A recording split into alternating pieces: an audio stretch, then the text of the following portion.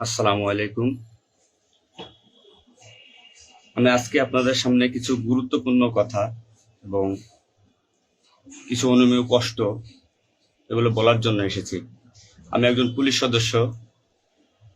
আমি সমগ্র জাতির কাছে একটা অনুরোধ নিয়ে আসছি এবং আমার যারা পুলিশ ভাই বন্ধু ব্যাটসম্যান যারা আছেন, আমি সকলের উদ্দেশ্যে কিছু কথা বলার জন্য আসছি। সমগ্র দেশের মানুষের সামনে কিছু কথা বলার জন্য আসছি।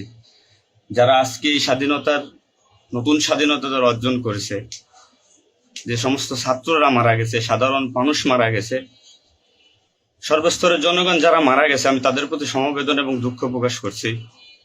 এবং আমার যারা পুলিশে যারা মারা গেছেন যে সমস্ত ভাইয়েরা, তাদের প্রতি আমার সমবেদনা, তাদের পরিবারের জন্য আমার সমবেদনা।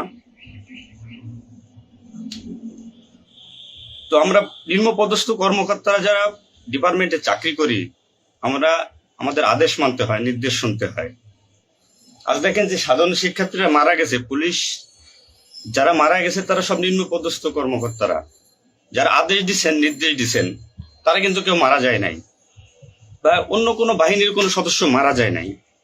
তো এখানে একটা প্রশ্ন থেকে যাবে, পুলিশ কেন, পুলিশ কেন হয়? Police is so called. Police আজকে দেশের জাতীয় ভিলেন। এই পুলিশ সর্বপ্রথম ৭১-এর মুক্তিযুদ্ধের সময় রাজাকার বাহিনীর বিরুদ্ধে প্রথম কাউন্টার অ্যাটাক রাজারবাগ থেকে দিছিল। আর সেই গৌরবময় ইতিহাস উজ্জ্বল পুলিশের আর জাতীয় ভিলেনে পরিণত করছে কিছু স্বার্থান্বেষী মহল। আমাদের পুলিশের কিছু স্বার্থবাদী পুলিশ কর্মকর্তারা, যারা বড় বড় চেয়ারে বসে, বড় বড় জায়গায় বসে আমাদেরকে ব্যবহার করে তাদের স্বার্থ উদ্ধার করছে। আজ এতগুলো মানুষ মারা গেছে। আমি একজন পুলিশ, এর বাইরে আমি একজন ছাত্র ছিলাম। পড়ালেখা শেষ করে আমি চাকরিতে ঢুকছি। এটা আমার অপরাধ না। আমার ডিপার্টমেন্টকে কলুষিত করছে, এটা অপরাধ। আমি একজন সন্তানের বাবা। আমার 2 বছর বয়সে একজন সন্তান আছে। তো আমি একজন বাবা হিসেবে আমি মেনে নিতে পারি নাই।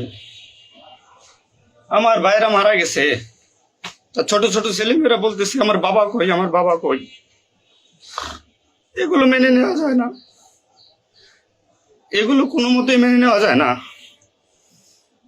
যারা সাধারণ মানুষ মারা গেছে তাদের পরিবারের কি অবস্থা? আজ আমার পুলিশে যেখানে পাচ্ছেন সেখানে নির্মম ভাবে মৃত্যুবরণ করতেছে, পিটিয়ে পিটিয়ে মারতেছে।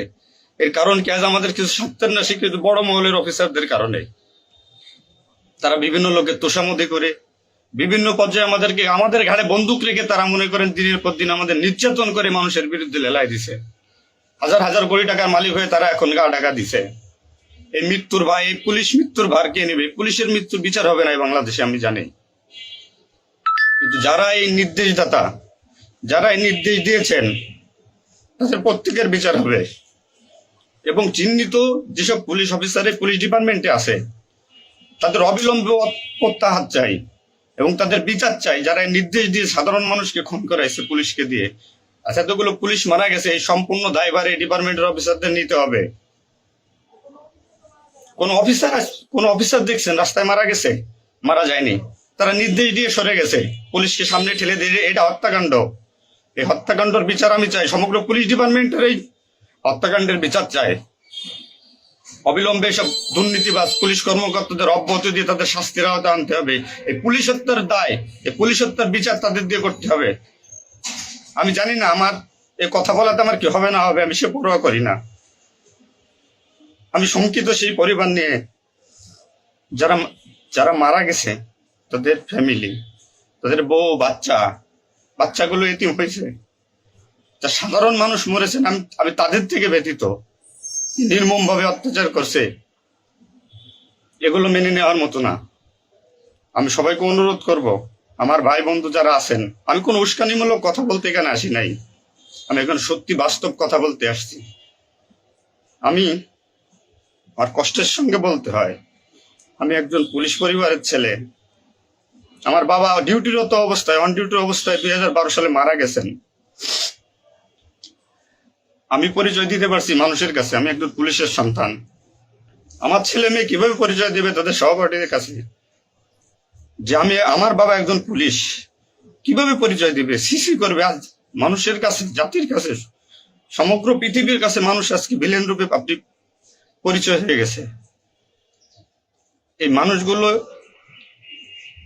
এদের মৃত্যুর ভার, পুলিশ হত্যার ভার ডিপার্টমেন্টের সর্বোচ্চ পর্যায় থেকে সর্বনিম্ন পর্যায়ে এর সাথে যারা জড়িত ছিলেন তাদের দেওয়া লাগবে, তাদের এগেনস্টে হবে।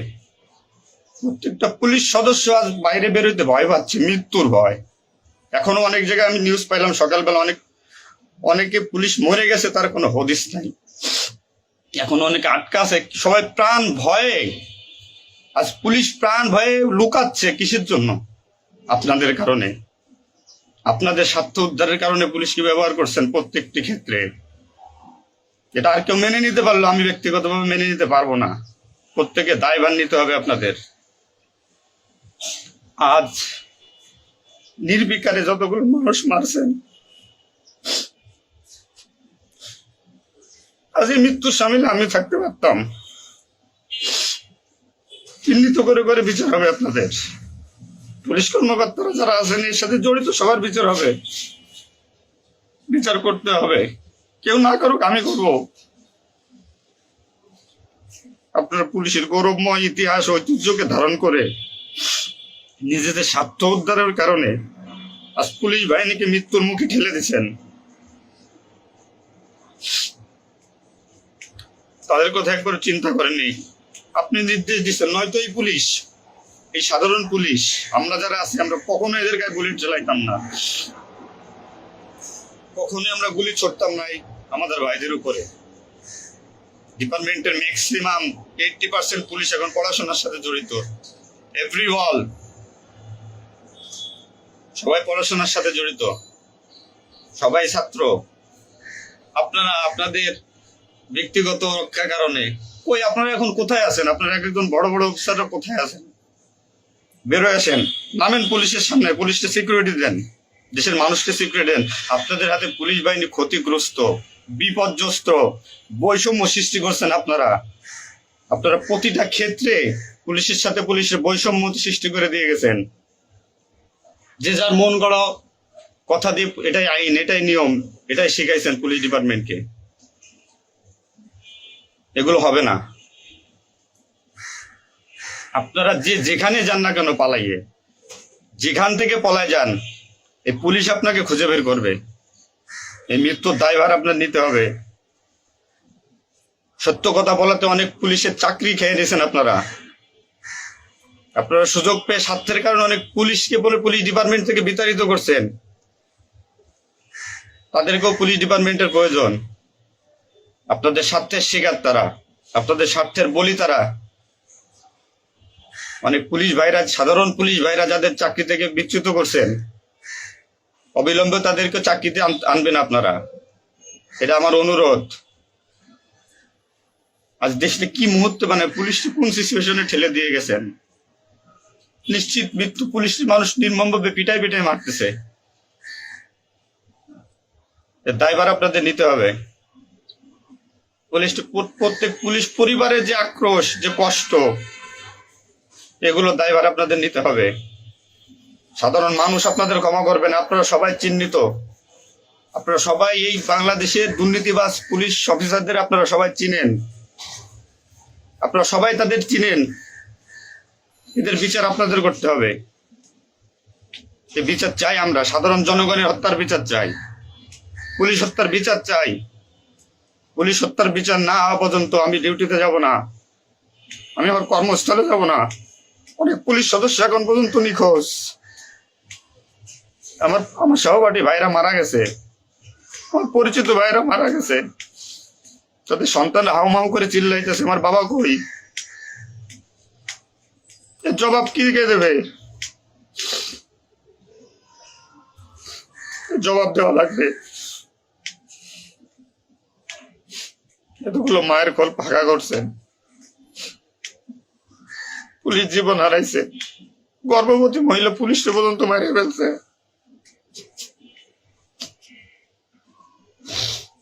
নির্মম ভাবে মারছেন।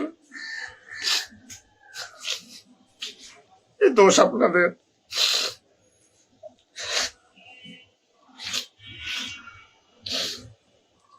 চাকরির ভয় নাই, চাকরি চাই, ভিক্ষা করে খাবো, নির্যাতন আর মানবো না। কি করছেন পুলিশ ডিপার্টমেন্টের জন্য আপনারা? কত পুলিশ মারা গেছে তার তো ঠিক নাই। বিচার হবে, বিচার আমি করবো, কেন করবো? পুলিশ ডিপার্টমেন্টে প্রত্যেকটা সেক্টরে দুর্নীতি। আমি পুলিশ হয়ে আমার কোনো কাজের জন্য আমাকে অর্থ দিতে হয়, টাকা দিতে হয়। এতে নির্লজ্জতার কি কি কি করবো আমি? সাধারণ মানুষ দূরের কথা, আমরা কোনো পুলিশের কাছে সহযোগিতার জন্য গেলে তারা আমাদেরকে মূল্যায়ন করে না, কোনো কাজে হেল্প করে না, কোনো কিছুতে সুবিধা দিতে চায় না। আজ ডিপার্টমেন্টে বৈষম্য সৃষ্টি করে থেকে গেছেন আপনারা।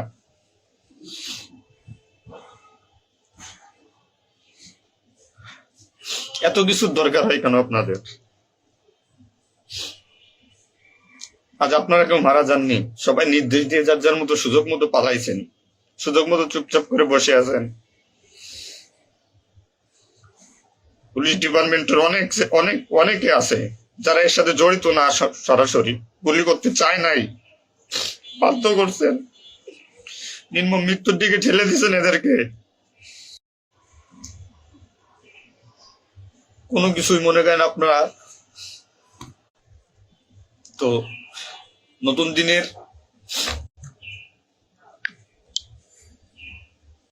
যে নতুন দিনের সূচনা হয়েছে বাংলাদেশে, স্বাগত জানাই। আমি কোন রাজনৈতিক দলের পরিপক্ষ না, আমি আজ পুলিশ। যে সরকারি আসবেন আমি সেই সরকারি গোলামি করতে হবে আমার। দেশের মানুষের জন্যই পুলিশ, আইন শৃঙ্খলার জন্যই পুলিশ, সাধারণ মানুষের জন্যই পুলিশ। তবে পুলিশ আজকে কেন আতঙ্কের নাম হবে? পুলিশ মানুষ থেকে আজ কেন দূরে থাকবে?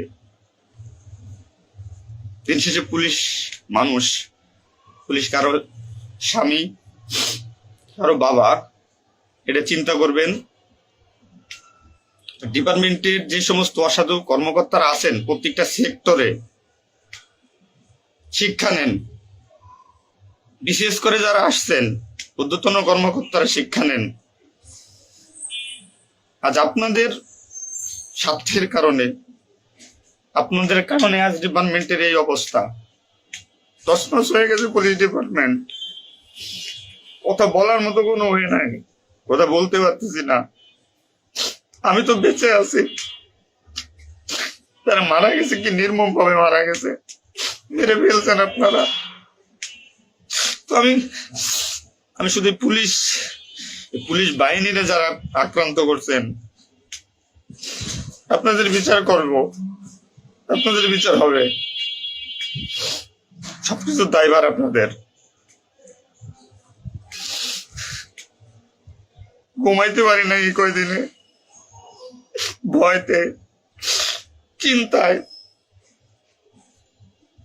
মারা যাওয়া পুলিশের ছেলে মেয়েরাও চিৎকার করে বলতেছে আমার বাবা কই। সহ্য করার মতো না, মানুষ হিসেবে সহ্য করার মতো না।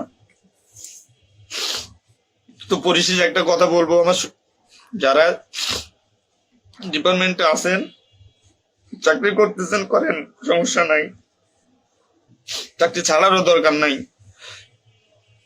শুধু বিবেকের কাছে একটু প্রশ্ন করেন যে এরা আমাদের কিভাবে আমাদের ব্যবহার করছে ডিপার্টমেন্টে। যে সরকারি আসুক, আপনাদের কাছে অনুরোধ, যে আসুক ভাই, দেশে সরকার নাই আসুক, পুলিশ থাকুক আর না থাকুক, তাতে কিচ্ছু আসা যায় না। তো আমার একটা দাবি, একজন পুলিশ হিসেবে, একজন পুলিশের সন্তান হিসেবে, ডিপার্টমেন্টের ঐতিহ্য যারা নষ্ট করছেন, এই পুলিশের সুনাম যারা নষ্ট করছেন, এদের বিচার চাই আমি, 100% বিচার চাই। পুলিশকে যারা মুখোমুখি করে যে সন্ত্রাসী বানাইছেন, নির্বিকারে পুলিশ মারাইছেন, এই নির্দেশদাতাদের বিচার চাই আমি।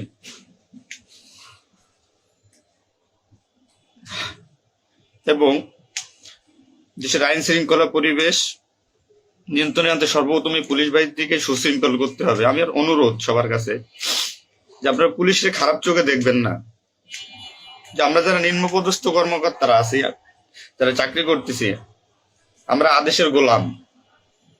আমাদের যেভাবে আদেশ দেয়, যেভাবে নির্দেশ দেয়, আমরা ওইভাবে কাজ করি, ওইভাবে আমাদের চলতে হয়। যে ভীতি, না মানলে চাকরি চলে যাবে, যাক, এ চাকরির প্রতি আর এখন কোনো নাই। তবে আমার ডিপার্টমেন্টে যে সমস্ত ভাইরা মারা গেছে, সাধারণ মানুষ যারা মারা গেছে, তাদের আমরা আর ফিরে পাবো না, হয়তো পাবোই না। তো আমার একটা অনুরোধ, আগে পুলিশ বাহিনীটাকে সুশৃঙ্খল করুন, আইন শৃঙ্খলা সুশৃঙ্খল করবেন। এবং আপনারা যারা সাধারণ মনে করতেছেন পুলিশ ঘৃণিত, পুলিশ অপরাধী, হ্যাঁ পুলিশ অপরাধী, পুলিশ অপরাধ করছে তার চাকরি বাঁচানোর জন্য, এবং তার মাসুল পুলিশকে দিতে হয়েছে জীবনের বিনিময়ে। আপনারা দয়া করে কেউ পুলিশকে খারাপ বলবেন না। পুলিশের প্রতি অনেক, পুলিশ আপনাদের শুভাকাঙ্ক্ষী। এবং বাংলাদেশটার যে বর্তমান পরিস্থিতির উপরে আমি একটা কথাই বলবো, সর্বস্তরের মানুষকে দেশটাকে আবার সুন্দরভাবে গড়তে হবে, এটাই সবচেয়ে বড় কথা। ফার্স্ট অফ অল এটাই হচ্ছে বাস্তবতা। দেশটাকে আমরা সবাই মিলে গড়বো। এবং পুলিশ বাহিনীর, আপনারা যারা পুলিশে আছেন, আপনারা সুশৃঙ্খল হন, মানুষের প্রতি আনুগত্য হন এবং শিক্ষা নেন। এত বড় একটা স্বাধীনতা না হইলে এটা মানুষ কখনো বুঝতো না, বা আমরা পুলিশরা বুঝতাম না যে আমাদের অর্জন কি, আমাদের মানুষের আস্থা কি আমাদের উপরে, বা আমাদের কি করা উচিত।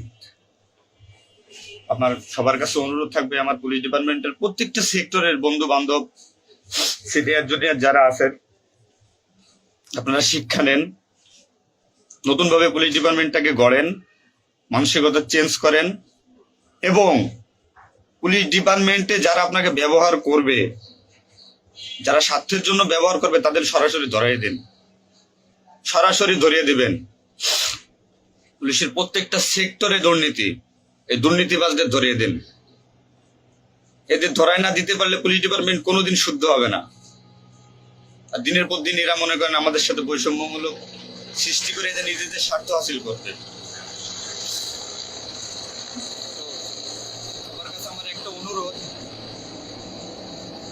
আপনারা সবাই ভালো থাকবেন আর আমাদের পুলিশের জন্য দোয়া করবেন, যাতে আমরা একটা সুশৃঙ্খল বাহিনী হিসেবে রিইউনিয়ন, পুনরায় পুলিশ ডিপার্টমেন্টটাকে আবার গড়বো, এই শিক্ষা থেকে শিক্ষা নিয়ে, যে পুলিশ কখনো মানুষের দুশ্মন নয়, পুলিশ মানুষের শত্রু নয়, পুলিশ মানুষের বন্ধু, জনগণের বন্ধু। এটা আমরা প্রমাণ করব। এই মানসিকতা নিয়ে তৈরি হন আগামী দিনের নতুন পুলিশ বাহিনী গড়ার জন্য। সবাই সবার নিজের প্রতি খেয়াল রাখবেন, ফ্যামিলির প্রতি খেয়াল রাখবেন, আমার জন্য দোয়া করবেন। আসসালামু আলাইকুম।